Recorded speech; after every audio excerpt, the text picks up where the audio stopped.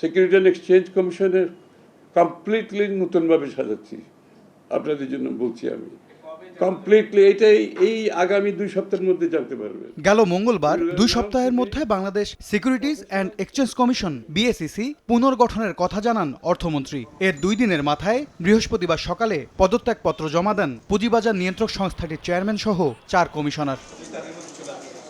বিকেলেই নতুন চেয়ারম্যান সহ 3 কমিশনার নিয়োগ দিয়ে প্রজ্ঞাপন জারি করে অর্থ মন্ত্রণালয়। এরপরে আগারগাঁওয়ে বিএসইসি ভবনে আসেন তারা। সংবাদ সম্মেলনে একগুচ্ছ সংস্কার প্রস্তাবনা ও প্রতিশ্রুতি তুলে ধরেন নতুন চেয়ারম্যান। স্টক ক্যাপিটাল মার্কেটে যে জানান কাঠামোগত দুর্বলতায় ভালো মানের কোম্পানি পুঁজিবাজারে আসছে না, মুখ ফিরিয়ে নিচ্ছেন বিদেশি বিনিয়োগকারীরাও।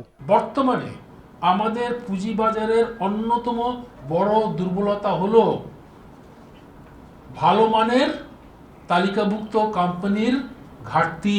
বৃহত্তর অর্থনীতিতে পুঁজিবাজারের অবদানকে সীমিত করেছে। জানানো হয় বিনিয়োগকারীর সুরক্ষা রেখে ব্যয় কমানোর নীতি নেবে নতুন কমিশন। আমলাতান্ত্রিক জটিলতা কমিয়ে বিএসইসিকে সম্পূর্ণ প্রযুক্তি নির্ভর নিয়ন্ত্রক সংস্থা হিসেবে গড়ে তোলার প্রতিশ্রুতি দেন নবনিযুক্ত চেয়ারম্যান। আইপিও আবেদন, রাইটস ইস্যু, বন্ড ও সুকুক আবেদন, লাইসেন্সিং কার্যক্রম এবং বিভিন্ন নিয়ন্ত্রক দাখিলপত্র ক্রমান্বয়ে সম্পূর্ণ ডিজিটাল প্ল্যাটফর্মে স্থানান্তরিত হবে। আধুনিক নজরদারি কাঠামো তৈরি করে বাজার কারসাজি দ্রুত শনাক্ত করা হবে বলে জানান চেয়ারম্যান। শৃঙ্খলার প্রশ্নে কোনো আপোষ। MS আরিফিন, সময় সংবাদ, ঢাকা। কাজে একটু দীর্ঘ আমার একটা